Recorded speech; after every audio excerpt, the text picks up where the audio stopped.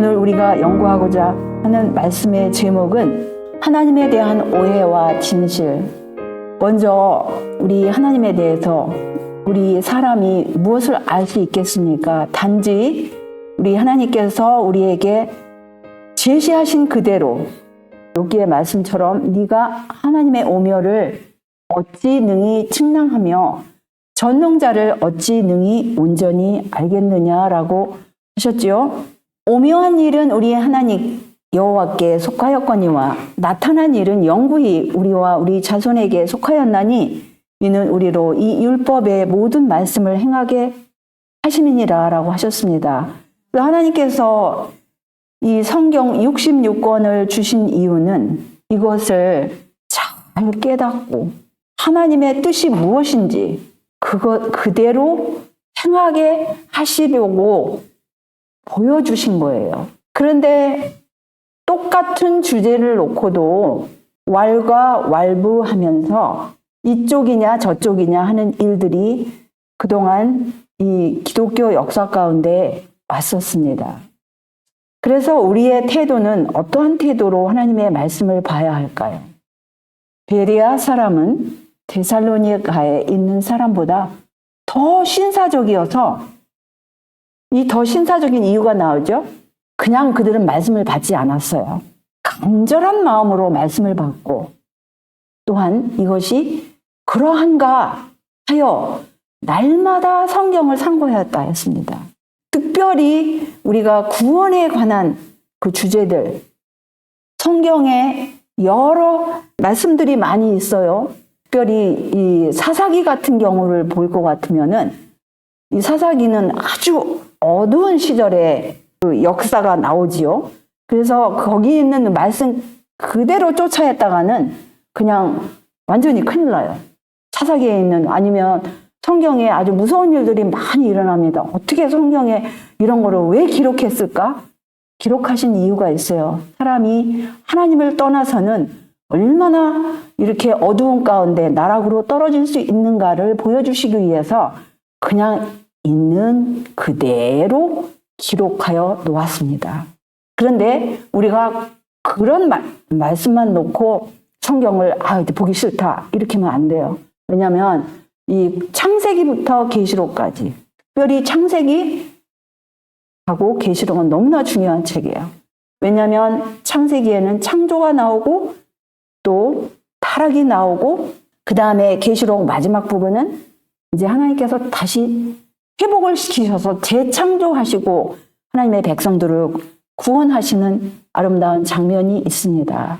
그래서 우리는 그 성경의 무서운 이야기들 아니면 어두운 이야기 이거 보고 어떤 사람들은 무신론자들은 성경이 이렇단다 그러면서 아예 그냥 집어 던지는 그런 사람이 되면 절대로 안 되고 우리는 우리를 자유케 하는 어두움과 죄로부터 자유케 하는 진리의 말씀을 간절한 마음으로 베레아 사람처럼 이것이 그러한가 날마다 연구하는 자세로 그렇게 기도하고 읽고 또 묵상하고 명상하고 할 때 하나님께서 분명히 우리 구원의 필수적인 진리의 말씀을 보여주실 것입니다. 그래서 우리는 특별히 우리가 섬기는 하나님에 대한 오해가 종교 역사, 기독교 역사 가운데 팽배해 왔습니다. 너무나 오랜 세월 동안에 오해가 와 있었기 때문에 이것을 타파하는 것은 인간의 힘으로, 인간의 지성이나 인간의 어떤 노력으로 되는 것이 아니라 오로지 진리의 말씀으로만 그것이 가능하고 우리가 진리를 알기 위해서 이 자유를 얻기 위해서 어둠과 오류에서 자유를 또 죄로부터 자유를 얻기 위해서 진리를 알아야 되는데 진리의 저자께서 우리에게 가르쳐 주실 것입니다. 왜냐하면 이 하나님의 말씀은 진리의 말씀이라고 하지 않습니까? 우리가 진리를 알기 위해서는 하나님에 대한 오해에서 벗어나기 위해서는 진실을 알기 위해서는 진리의 저자의 영, 진리의 영, 성령을 받아들이고 성령으로 인도함을 받고 그럴 때 이 진리를 깨닫게 되는 것이에요. 우리가 진리를 알기 위해서 자유함을 얻기 위해서 어떤 신학 박사나의 그런 분들의 또 아니면 어떤 목회자의 설득이나 그런 분들의 글을 통하지 아니하고 오로지 진리의 저자 되신 분의 말씀으로 이것이 빛인가 진리인가 분명히 인도하여 주실 것입니다. 그래서 성경절들을 조심성 있게 대조해보고 그 증거의 무게를 따라서 우리가 결정을 해야 되겠습니다. 그래서 우리가 이 말씀에다가 더하거나 빼서는 안 돼요. 왜? 하나님의 말씀은 문자적인 말씀이 있고 상징적인 말씀이 있고 표상이 있고 비유적인 말씀이 있어요.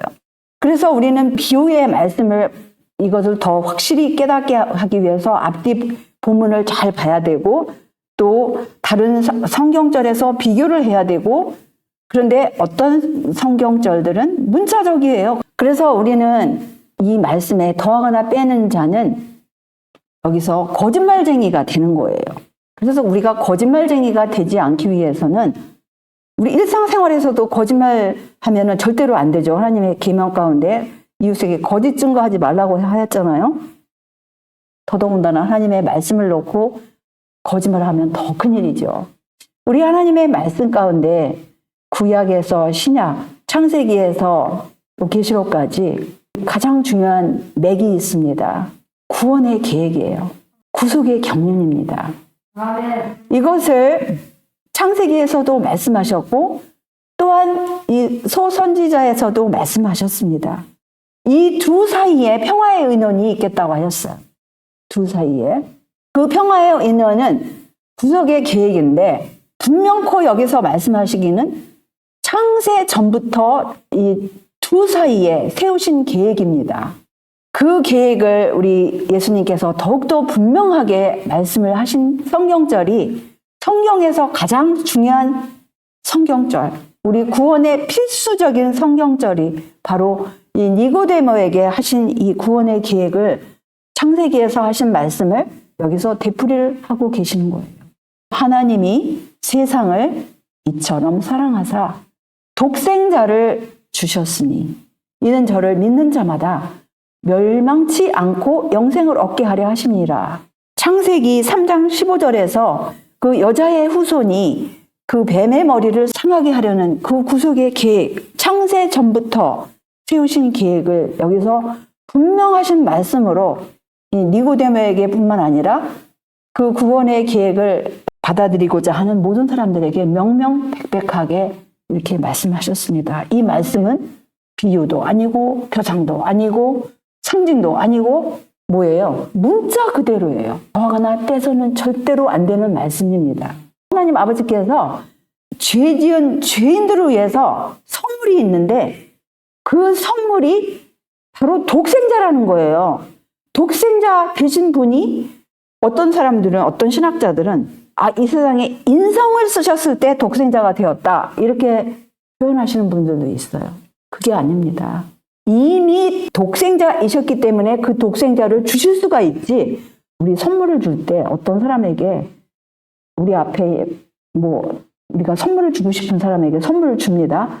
선물 상자가 있는데 선물 상자를 주는 순간에 그 선물 상자 안에 있는 그 어떤 선물이 됩니까? 아니면 이미 그 선물을 마련을 하였습니까? 이미 주고자 하는 선물이 있기 때문에 선물을 준 거예요.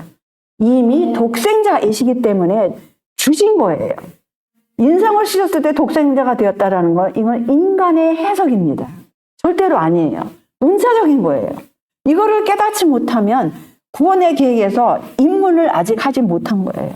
하나님에 대한 정의도 삐뚤어 나가고 독생자에 대한 정의도 삐뚤어 나가게 돼요. 여기서부터. 이것은 너무나 우리 영생을 얻는 데 중요한 구절입니다. 근데 이 구절을 기독교인은 다 외우면서도 너무나 많은 기독교인들이 오해하는 그 성경절입니다. 그런데 사실은 그 성경을 잘 이해하였던 글 가운데 그 저자는 여기서 이거는 영감의 글이라고 해요. 왜냐하면 성경의 글과 일치를 하기 때문에 만약에 성경의 그 구원의 계획과 일치를 하지 않으면 영감이라고 할 수 없어요.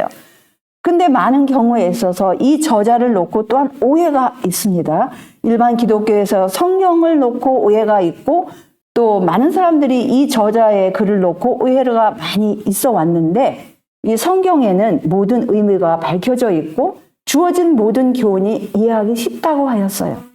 그리고 모든 교훈은 하나님 아버지와 그 아들을 우리에게 나타낸다고 하였습니다. 그리고 이 말씀 속에는 모든 사람에게 구원에 이르게 하는 지혜를 얻을 수 있게 한다고 했어요.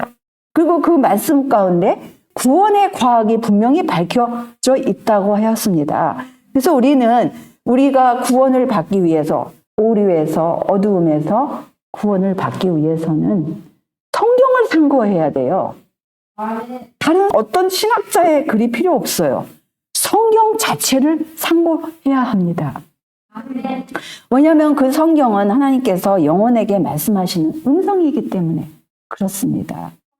근데 지난주일에 제가 이 저자의 글을 놓고 오해한 그것을 제가 이제 설명을 잠시 해드렸는데 끝까지 시간이 부족해서 못했어요. 근데 오늘은 제가 이 저자의 글, 특별히 시대의 소망이라는 책자를 놓고 여기에 530쪽과 671쪽의 글을 완전히 오해를 함으로써 이 저자가 이제 신학을 마치 그동안에는 신학을 몰랐는데 이제는 신학을 깨달았다 이런 식으로 오해를 하는 그것을 제가 이제 지난주에 살펴보았는데요.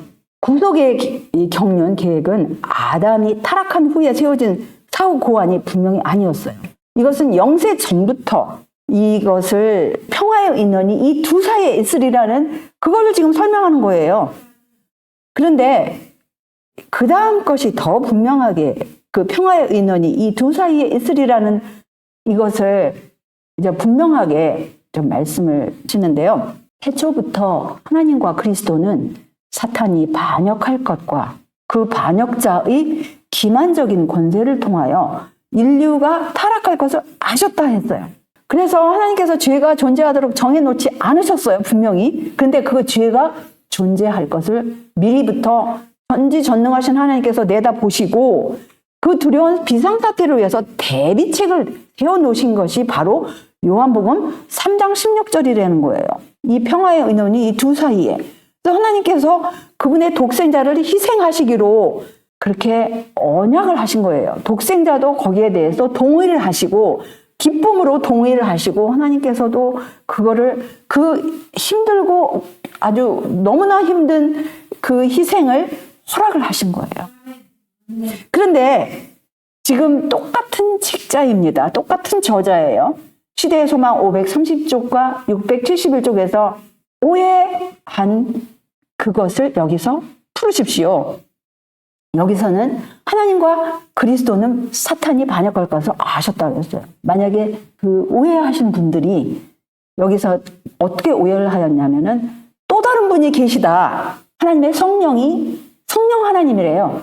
하나님의 성령을 넣고 성령 하나님을 그럼 그분은 여기 왜 평화의 의논이 두 사이에 왜 빠졌습니까?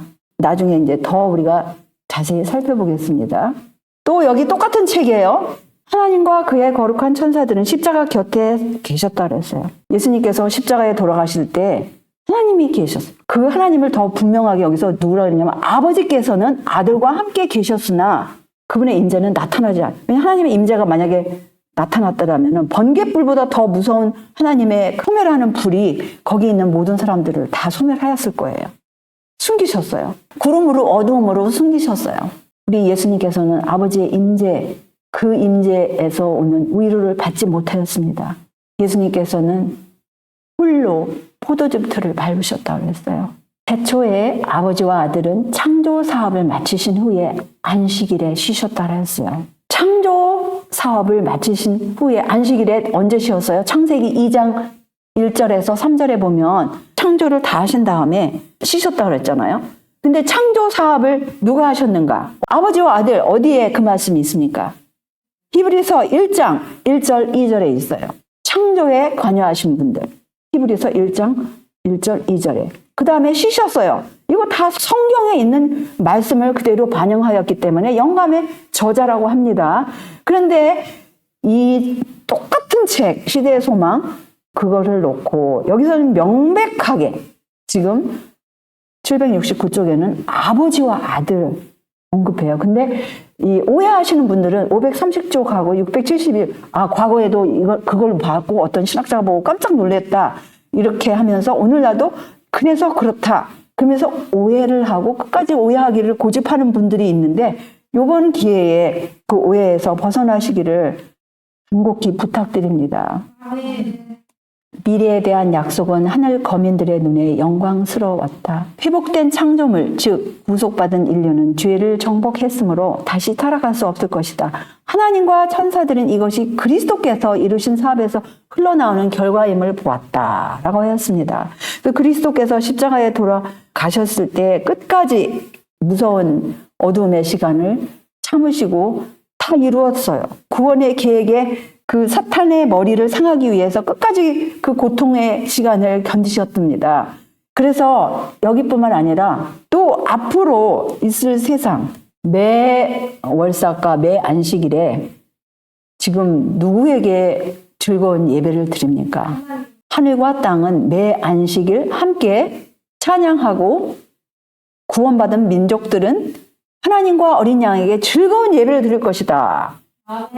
시대의 소망 오해하신 분들 이번 기회에 정말 여기 확실한 말씀 그 530쪽하고 671쪽은 앞쪽이잖아요. 뒤에서 분명히 지금 못을 박습니다. 매 안식일에 지금 누가 경배를 받으시는지. 그래서 이것은 이제 만유가 회복된 순간이에요. 모든 것이 회복되었을 때 새하늘과 새 땅에 여기서 예수님께서 십자가에 돌아가실 때 다 이루었다고 예수님께서 아버지에게 말씀하셨다는 거예요. 근데 땅의 기초가 놓이기 전에 아버지와 아들은 이미 합의하셨다 그랬어요. 그래서 인류가 사단에게 정복당하게 될 경우에 인류를 구속하시기로 언약을 세우셨다고 하였습니다. 그래서 그 언약 가운데 예수님께서 죄가 되셔서 그 죄를 그냥 해결하신 거예요. 그래서 예수님께서 다 이루었다고 할 때는 그 다 이루었다는 거 아버지께 지금 아버지께서 아버지와 제가 그 평화의 언약 가운데 이 사탄의 머리를 부서뜨리기 위해서 제가 할 수 있는 그것을 아버지의 뜻대로 다 이루었습니다. 지금 하시는 말씀입니다. 그 이미 평화의 언약 가운데 의논한 그것을 지금 이루시는 순간이에요. 그래서 이제 그 오해가 이제 풀리셨으리라 믿고 우리 예수님께서 분명하게 지금 말씀을 하셨어요. 내 아버지께서 모든 것을 내게 주셨으니 아버지 외에는 아들을 아는 자가 없고 아들과 또 아들의 소원대로 계시를 받는 자 외에는 아버지를 아는 자가 없느니라. 그래서 이 같은 말씀을 또 누가복음 10장 22절에서 말씀하시는 거예요. 하나님 아버지와 예수님의 그 친밀한 관계 분명히 말씀하시죠. 그리고 하나님께서 하나님의 형상대로 사람을 만드셨을 때 사람이 만약에 우리가 영이 없을 것 같으면 그냥 우리는 식물인간 같을 거예요. 그래서 우리가 영이 없는 존재일 것 같으면은 그냥 뭐예요? 그냥 육체만 있는 특이한 존재였을 텐데 그게 아니죠. 하나님의 영도 그대로 하나님께서 부어주셨어요. 처음에 죄가 들어오기 전에는 성령으로 충만한 존재였습니다. 하나님의 형상과 영광으로 창조된 아담과 하와는 그들의 높은 풍의에 합당한 자질을 부여받았다 그랬어요. 인자하고 균형진 모습, 완전하고 아름다운 용모, 행복과 희망과 건강미로 가득 찬 얼굴빛으로 그들은 외견상 그들의 창조주와 거의 비슷하였다. 외견상으로도 얼굴이 있고 팔다리가 있고 그거 외견상 비슷하고 완벽하지는 않지만 그 다음에 육체에서만 이 유사점들이 드러난 게 아니고 어디에서도요? 지성과 영성의 모든 면에서도 하나님의 영이 충만하였어요. 하나님의 영, 성령으로 충만한 존재가 아담과 하와였습니다. 당연하죠. 하나님께서 하나님의 형상대로 창조를 하시는데 성령을 부어주시지 않겠습니까? 우리 하나님의 말씀 가운데 명박한 말씀이 있어요. 하나님께서 지금 근심하시는 장면입니다. 여호와께서 가라사대 나의 구약에서는 이제 신이라고 번역한 부분들도 있어요. 나의 신, 나의 영 똑같아요. spirit. 히브리어에서는 루아. 근데 킹제임스 영어에서는 똑같아요. spirit. 나의 영. 나의 영이 영원히 사람과 함께 하지 아니하니. 왜냐하면 노아의 시대에 강포가 보통이 아니라 그랬어요. 그 창세기 6장에 보면은 사람들이 아주 너무 강포하고 하나님을 떠나서 온갖 무서운 일들을 다 하고 인자의 임함이 노아의 때와 같다 오늘날도 똑같은 일이 벌어지죠.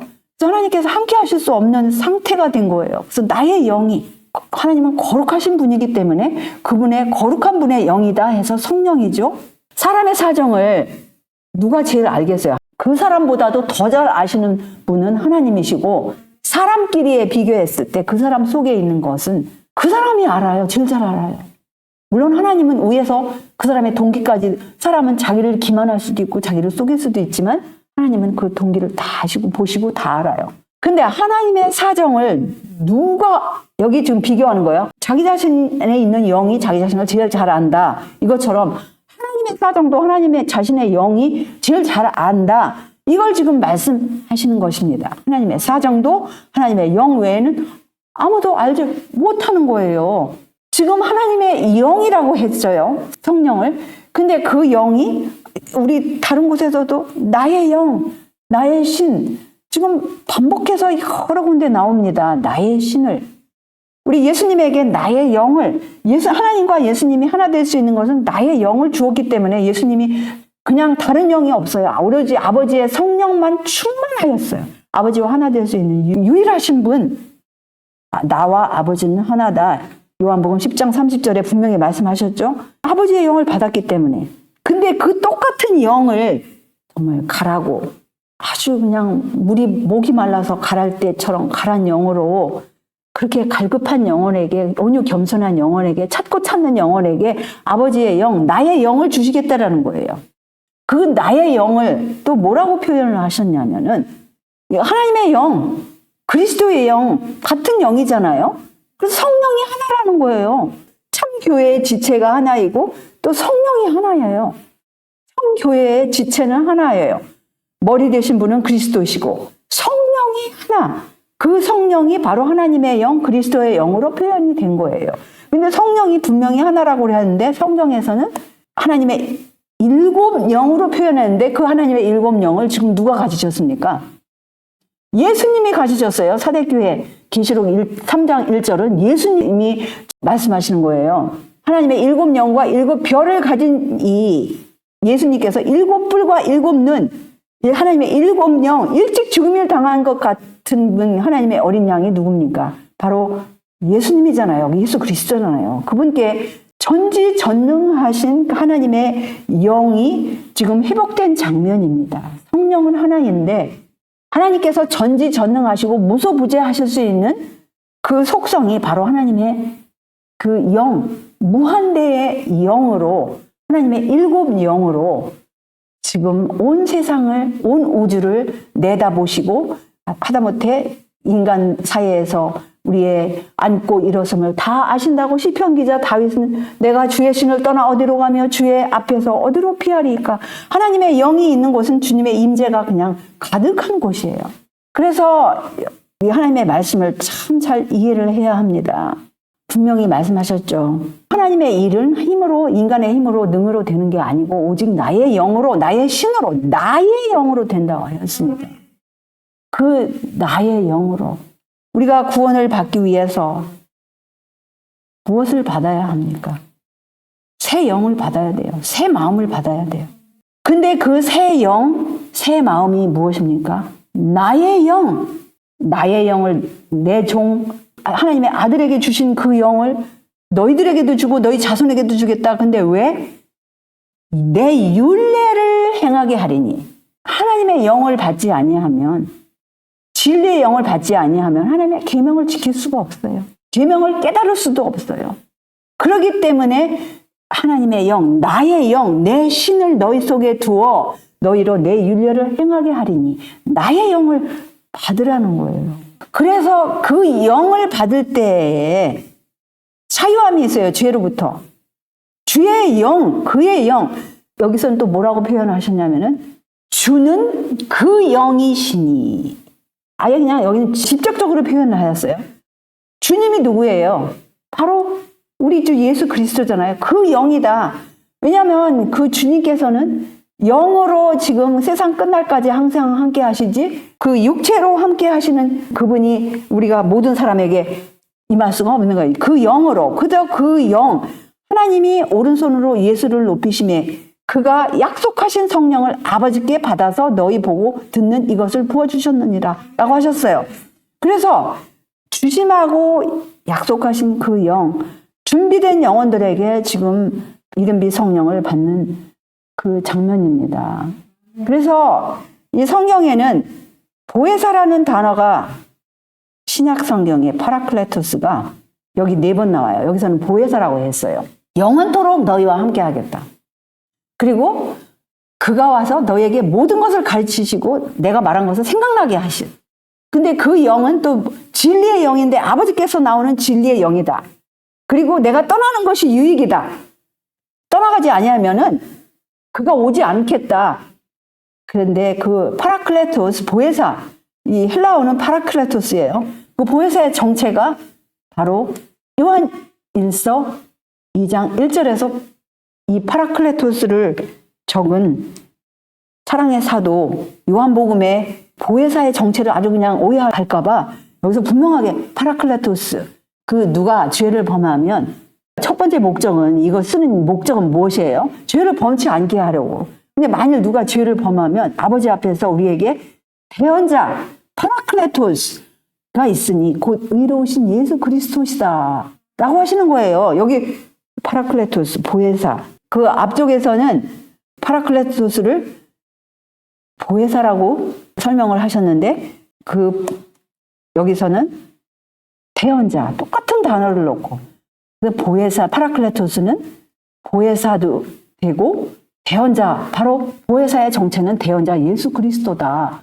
하나님은 한 분이시오. 또 하나님과 사람 사이에 중보도 한 분이시니 곧 사람이신 그리스도 예수라라고 하였습니다. 하나님은 여기서 통상적으로 말하는 하나님은 유일하신 참 하나님을 말씀하시는 거예요. 여기서 분명히 하나님은 한 분이 있어요. 왜냐하면 근원이 한 분이기 때문에. 그래서 독생자도 분명히 하나님이라고 하지만은 여기서 말씀하시는 그 하나님은 아니에요. 여기서는 유일하신 참 하나님, 근원 되신 그분이 하나님이시고 독생자는 신성을 가지신 아버지의 신성을 물려받으신 분으로서 하나님의 아들로서의 그 신성을 가지신 분으로서 하나님이라 하지 유일하신 참 하나님이 아닙니다. 분명히 여기서는 차이를 우리가 깨달아야 돼요. 근데 하나님 아버지 유일하신 참 하나님과 사람 사이에 중보도 한 분이신데 누구시라? 그리스도 예수라고 했어요. 왜냐하면 이분은 아주 특별하고 독특하신 분이에요. 신성도 경험하시고 신성에 다가가실 수 있는 분이시고 또 인성을 경험하신 분이에요. 그래서 이분은 보혜사가 되실 수 있는 분이시고 대언자가 되실 수 있는 분이시고 중보자가 될 수 있는 분. 자격이 오로지 한 분이라고 그랬어요. 두 분이 아니에요. 그래서 우리는 이런 모든 말씀을 볼 때 여기서 또 분명하게 이 사랑의 사도가 아주 더 분명하게 우리의 사귐이 누구와 함께 있다고 그랬어요? 아버지와 그 아들 예수 그리스도와 함께 하는데 어떻게 이분들하고 사귈 수가 있어요? 우리가 육체로 가서 그분들을 껴안을 수 있습니까? 직접 말할 수 있습니까? 그분들의 성령을 우리에게 주심으로 우리가 그 안에 거하고 그가 우리 안에 거하는 줄을 아느니라 라고 하였습니다. 성령을 주심으로 누가 우리 안에 계시는지를 여기 분명히 말씀하세요. 그리스도께서 너희 마음에 계시게 하시고 다른 분이 아니에요. 그리스도. 예수님께서 또 분명히 말씀하셨죠. 볼지어다 내가 문 밖에 서서 두드리노니 누구든지 내 음성을 듣고 문을 열면 내가 그에게로 들어가 그로 더불어 먹고 그는 나로 더불어 먹으리라 라고 하셨습니다. 이분에게 지금 무엇을 하나님 아버지께서 주셨는고 하늘과 땅의 모든 권세를 주셨다 그랬어요. 받았어요. 아버지로부터. 그렇기 때문에 부탁하시기를 아버지와 아들과 성령의 이름으로 침례를 주라 그랬어요. 지난 시간에도 제가 잠시 말씀드렸는데 여기 헬라어 이름 오노마는 여러 군데 나오는데 문자적인 이름, 상징적인 이름, 또 특성이라는 뜻도 있어요. 여기서 지금 반복해서 예수님도 구원의 계획에 대해서 아버지와 아들만 나오는데 갑자기 뜬금없이 성령의 이름 하니까 이거 어떤 사람들이 이게 문자적인 이름으로 풀고 삼위일체다 이렇게 딱 단정을 해버려. 더 이상 다른 말씀 필요도 없다. 이렇게 이제 하는데, 지금 나중에 또 우리 보십시다. 세상 끝날까지 항상 함께 하시는 분이 누구예요? 지금 예수님이에요. 성령 하나님이 아니고. 그래서 이것이 왜 중요한가? 어떤 주제와 관련이 있는가? 하나님의 계명과 관련이 있습니다. 너는 나 외에는 다른 신들을 내게 있게 말지니라. 분명 우리 십계명 말씀을 기억해야 하죠. 그래서 여기 사도 바울도 우리에게 경고를 해요. 만일 누가 가서 우리의 전파하지 아니한 다른 예수? 아니면 다른 영? 아니면 다른 복음? 이걸 받게 할 땐 받지 말라 이거예요. 그래서 우리가 정말 이 세상에 오류가 많습니다. 어둠과 오류가 많은데 오류에서 우리가 구원을 받고자 원할 것 같으면 여기서 뭐라고 그랬어요? 사람들을 오류에서 구원해 내는데 필요한 것은 누구의 말이 아니다? 성직자와 목사의 말이 아니다. 성경을 고문으로 삼는 자들은 빛을 얻을 것이다 라고 하였습니다. 그래서 성경에 삼위일체라는 말은 없어요. 하나님과 그리스도 나오죠. 그러니까 성령 하나님이라는 단어 없습니다. 성령은 나와요. 하나님의 영, 그리스도의 영. 그래서 무조건 세 아버지와 아들과 성령이 나왔다 그러면 무조건 삼위일체다. 아니라는 거예요. 그래서 우리가 구원에 필수적으로 구원을 얻기 위해서 하나님께서 우리를 위해서 치르신 그 무한하신 인생, 정말 이 성경절을 우리는 잘 깨달아야 합니다. 요한복음 3장 16절. 정말 이걸 잘 깨달아야 되고 영생을 얻기 위해서 누구를 알아야 합니까? 곧 유일하신 참 하나님과 그의 보내신 자 예수 그리스도를 알아야 되고 또 더하거나 빼지 말아야 할 말씀이 여기 계시록 7장 10절에 있어요. 구원하심이 보좌에 앉으신 우리 하나님과 어린 양에게 있도다라고 하였습니다. 그래서 여기 창조에도 분명히 두 분이죠. 여기 히브리서 1장 1절, 2절 하나님께서 분명히 아들을 통해서 세계를 지었다 그랬어요. 그래서 우리가 또 예수님께서도 분명히 나와 아버지가 일한다. 아버지께서 이때까지 일하시니 나도 일한다. 일하시는 분들도 아버지하고 예수님이에요. 또 누구를 믿어야 해요? 근심하지 말아라고 부탁을 하시면서 하나님을 믿으니 또 나를 믿으라. 지금 믿어야 할 분이 누군가를 말씀을 치는 거예요. 여기서 우리가 정말 우리는 구원하심이 누구에게 있는가? 분명히 구원하심은 보좌에 앉으신 우리 하나님과 어린 양에게 있다고 말씀하셨는데 여기서 우리가 꼭 기억해야 할 것, 이 계시록 7장 9절 10절 사실은 뒷부분에 있지만은 이 말씀부터 기억을 해야 합니다. 특별히 다른 말씀에도 더하거나 가감하지 말아야 되는데 특별하게 이 예언의 말씀에서 더하든지 빼지 말라라는 거예요. 그러면 여기서 더하거나 뺄 때 아주 재앙이 붙어올 것이고 빼면은 이 생명나무의 근처에도 못 가요. 그래서 우리는 이 말씀에 더하거나 빼서는 절대로 안 된다는 거. 그리고 우리가 분명히 경배를 드리기 위해서 이렇게 하나님 앞에 나올 때 누구에게 경배를 드려야 하는가? 좀 분명히 나와요. 경배. 여기는 이제 모든 것이 회복된 다음에 모든 만물이 누구에게 영광을 돌립니까? 보좌에 앉으신 이와 어린 양에게 찬송과 존귀와 영광과 능력을 시세토록 돌릴지어다. 경배드리는 장면입니다.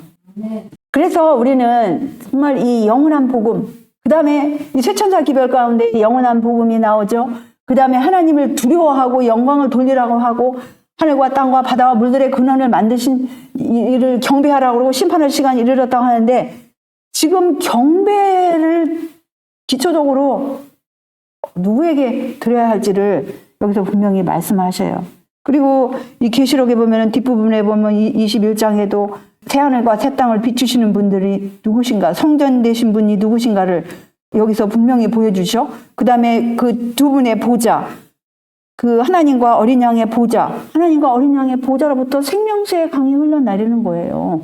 그래서 인간의 구원에 꼭 필요한 것 보여주시는 그것을 여기서 분명하게 성경에서 제시를 하였다고 하였습니다. 근데 누가 어떤 총회에서 누가 그거를 여기셨냐면은 하늘 총회에서 하나님 아버지와 그 아들께서 인간의 구원에 꼭 필요하다고 여기신 것들이 분명하게 성경에 제시되었다고 했습니다.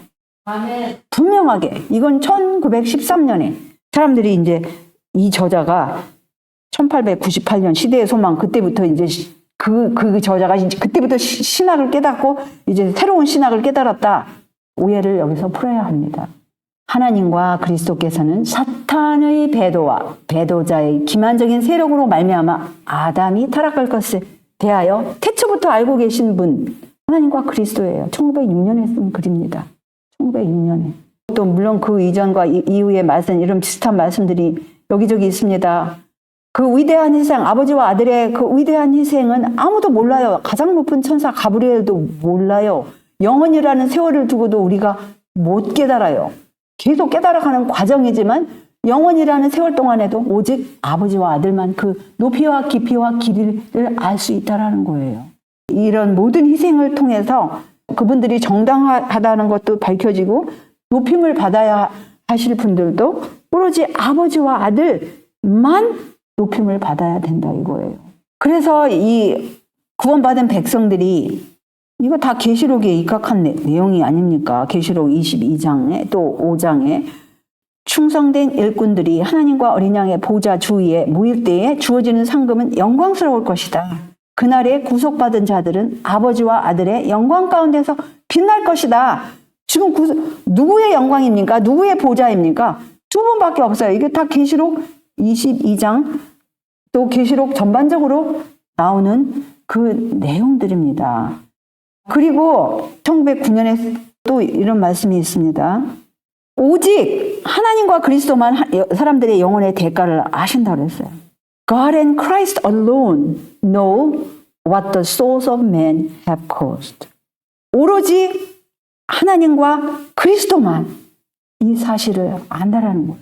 그래서 여기 말씀해 보시면 이건 1911년에 물론 이 원초적인 글은 1888년에 쓰여졌지만은 이것도 나중에 또 이제 이 책자가 발행이 되었는데 1911년에 나온 책자예요. 저자가 살아 계시는 동안에 오직 모든 찬미의 내용과 모든 찬양의 주제는 구원하심이 우리 하나님과 어린 양에게 있다라는 그 지금 말씀을 우리가 구속받은 자들이 지금 일제히 찬양을 부르는 내용입니다. 그래서 여기 또한 무슨 말씀이 나옵니까? 하나님의 백성들은 아버지와 아들로 더불어 자유롭게 교통하는 특권을 얻는다라고 하였습니다. 직접적, 지금은 하나님과 예수님을 얼굴을 볼 수가 없어요. 근데 그때는 직접 대면하여 보는 그 미래의 장면, 영감의 글, 하나님의 말씀과 일치되는 계시록의 말씀과 그대로 일치되는 그 장면의 말씀입니다. 그래서 우리가 이 예수님의 말씀처럼 진리를 알지니 진리가 너희를 자유케 하리라.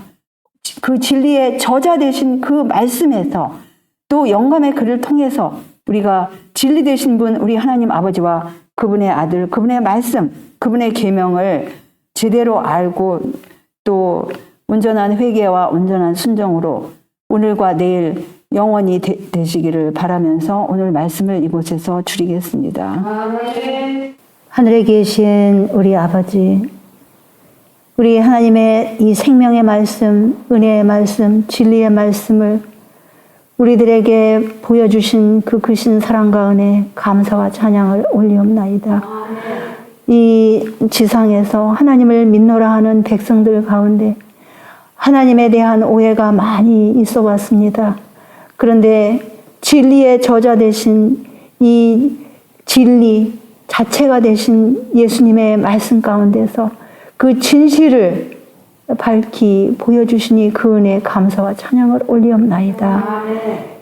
우리 안에 늘 계셔서 우리를 항상 진리 가운데로 인도하여 주시옵시고 예수님께서 말씀하신 그 진리의 말씀 늘 생각나게 하여 주시옵시고 이 진리의 말씀 따라 살 수 있는 새 마음 새 영, 아버지께서 내 영을 주시겠다 하신 그 아버지의 영, 우리 예수님께서 받으신 그 영, 제자들이 받으신 그 영, 그 진리의 영, 성령을 우리 모두가 받음으로 우리 하나님의 그 고귀한 뜻을 받드는 오늘과 내일의 생에 영원히 될 수 있도록 날마다 인도하여 주시옵기를 구세주 예수님의 이름으로 간절히 기도 올려옵나이다. 아멘. 아멘.